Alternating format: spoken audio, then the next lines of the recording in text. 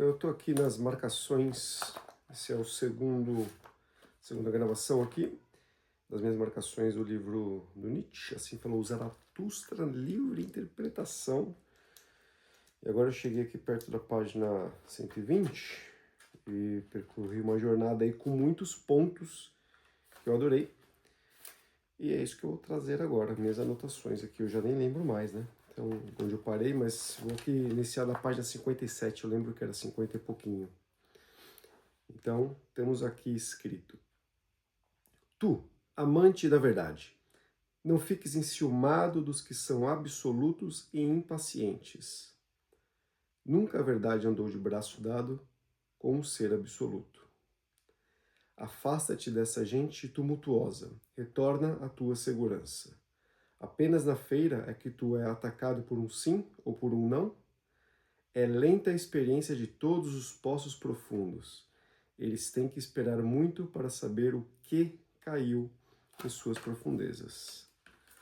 E aí esse capítulo chama das moscas da feira, que eu entendo aqui como um mundo, o nosso, né, cheio de barulho. E ele critica bastante, depois até mais para frente vai falar dos sábios, né, mas aqui ele critica as pessoas no sentido de que elas estão num tumulto, estão num barulho, estão numa bagunça sem parar, e que a verdade não mora nessa bagunça, né? Que esse zumbido das moscas na feira, né, que é um pouquinho que ele traz, é uma bagunça que não permite o silêncio e a solidão, que é onde se encontra a sabedoria, né? Então que ele diz, né? Tu, amante da verdade, não fiques enciumado dos que são absolutos e impacientes. Nunca a verdade andou de braço dado com o ser absoluto.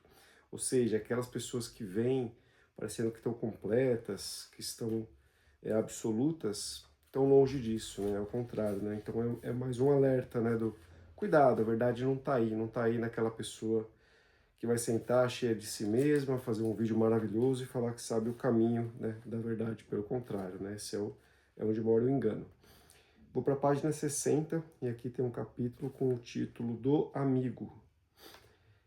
Nossa fé nos outros revela, é uma das minhas marcações, né? Nossa fé nos outros revela onde gostaríamos de acreditar em nós mesmos. Nosso desejo de um amigo é o nosso traidor. E muitas vezes, com o nosso amor, queremos apenas transpor a inveja. E quase sempre atacamos alguém e criamos inimigos para esconder o fato de que somos vulneráveis. Nossa fé nos outros revela onde gostaríamos de acreditar em nós mesmos. Aqui ele fala bastante, nesse capítulo, de que quando a gente acha que está fazendo bem pelo outro, na verdade é o contrário disso, tá? A gente está falando sobre nós mesmos, né? Que quanto mais você se aproxima, na verdade, de uma pessoa ao seu lado, mais você se distancia, porque de certa forma você está querendo encobrir algo, né? E ele diz, deixa eu ver se tem outra marcação nesse capítulo, um capítulo muito, muito bom, tem aqui, ó. Eu e mim estamos sempre em conversa acalorada. Como seria possível suportar isso sem um amigo? Para o eremita, o amigo é sempre um terceiro. Um terceiro é a rolha que impede a conversa dos dois outros de afundar nas profundezas. Um terceiro é a rolha que impede a conversa dos dois outros de afundar nas profundezas. Ou seja, aquele que a gente se aproxima é aquele que também segura a onda para que a gente não caia num super vazio, né? E aí ele fala bastante de a gente observar no amigo o inimigo, que é importante o amigo poder ser inimigo. É uma visão que eu achei muito interessante. E no amigo, deves honrar o inimigo. Podes aproximar-te do teu amigo sem passar para o lado dele?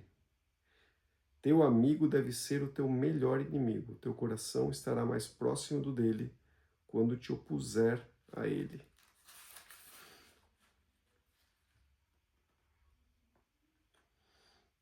Outro capítulo aqui das 1000 metas e da única meta, é o nome do capítulo. Página 63. Através da valoração, o homem atribuiu valores às coisas, claro, né? A fim de manter-se a si mesmo. Ou seja, né, para o homem conseguir ser homem, conseguir organizar essa cabeçona, foi necessário começar a dar nome para as coisas, atribuir valores às coisas, né? Criou somente o sentido das coisas, um sentido humano. É por isso que chama a si mesmo de homem, ou seja, aquele que valora.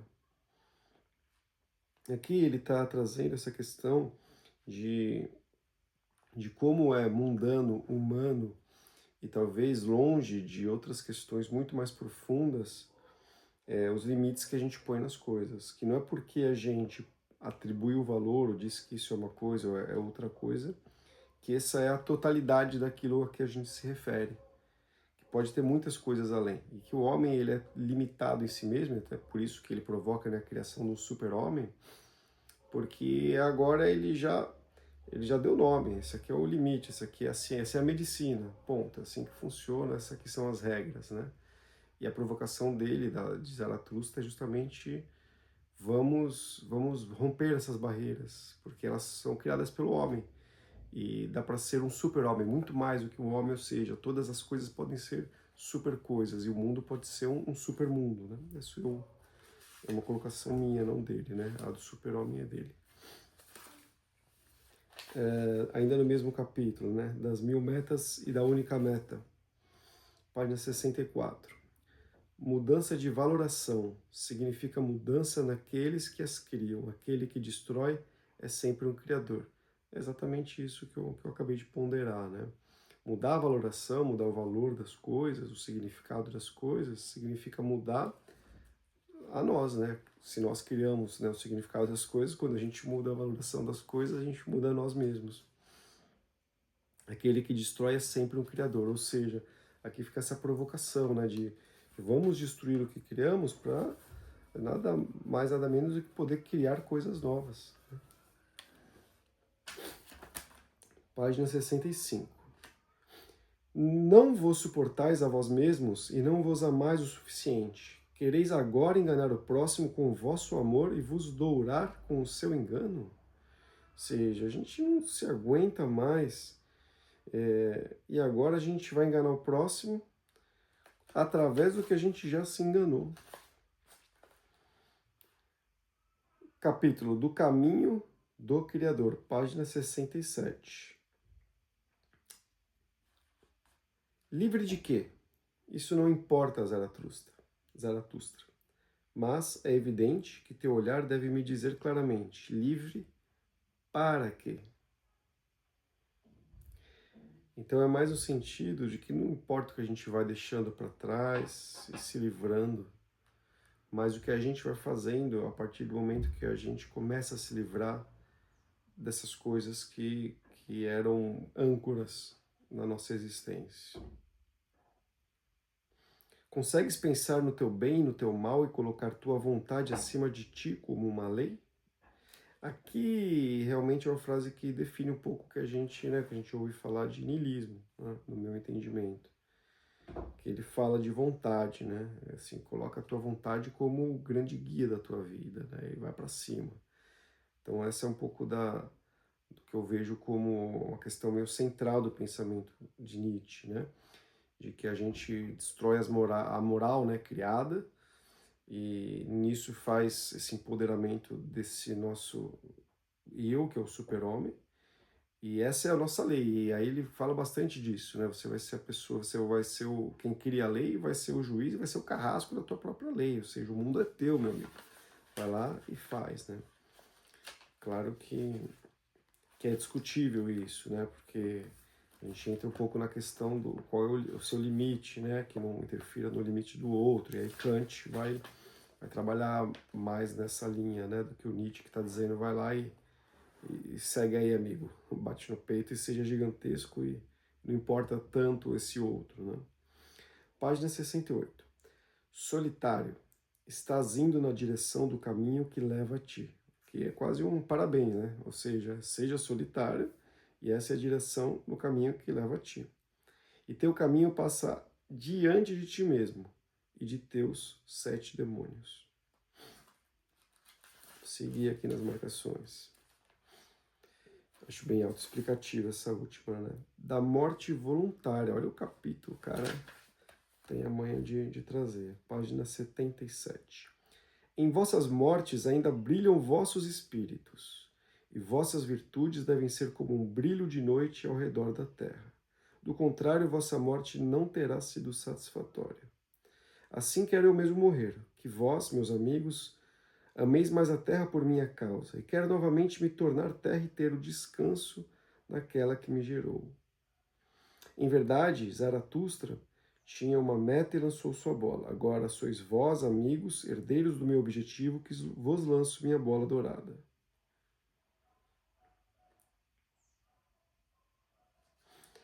É um pensamento, talvez, de não finitude, né? Em vossas mortes ainda brilham vossos espíritos.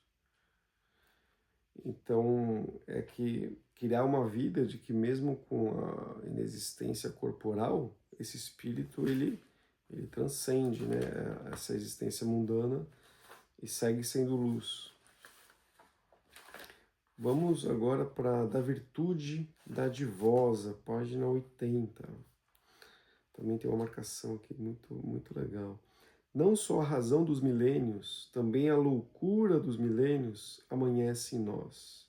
É perigoso ser um herdeiro. Ou seja, tudo que aconteceu na história, não só as coisas boas, né, a criação da razão, né, não só a razão dos milênios, né, todos os pensadores, tudo de bom que a gente vem construindo, mas também a loucura dos milênios. Então, ou seja, é meio um pouco a teoria do budismo, né? Tudo está em tudo, né? Tudo está em nós, né? Também a loucura dos milênios amanhece em nós, ou seja, faz a noite, na hora que chega o dia, tudo aquilo continua em nós, né? É perigoso ser o herdeiro, ou seja, a vida é perigosa, isso tudo faz parte da gente, amanhece em nós, e talvez para a gente conseguir criar um espaço no meio disso tudo que já está, exista um grande trabalho que talvez Nietzsche propõe aqui como os próprios ensinamentos desse sábio, né, do Zaratustra, né?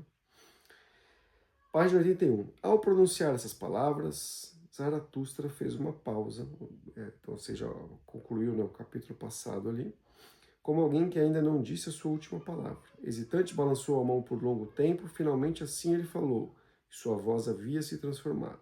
Agora, porque ele ensinou um monte de coisa para os discípulos, né? Esse é o ponto que ele está. Ele deu lições, lições, lições, lições. E agora ele diz assim: agora, meus discípulos, irei sozinho. Também agora vós deveis ir embora sozinhos. É assim que eu quero. Em verdade, vos aconselho, afastai-vos de mim e protegei-vos contra Zaratustra. Melhor ainda, envergonhai-vos dele. Talvez ele vos tenha enganado.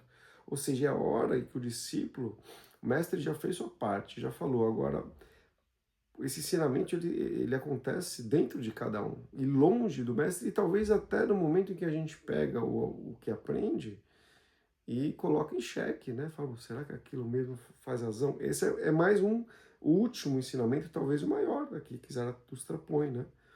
Então, o que ele diz, agora, meus discípulos, eu vou embora sozinho, vocês vão para o canto de vocês, e é o seguinte, tenham vergonha de mim, se precisar, vamos lá, pensa no que eu falei, talvez tenham coisas aqui que vocês vão reconsiderar, e talvez eu tenha enganado vocês. Então, assim, a minha maior lição é ter deixado vocês espertos aí, seus cabeças.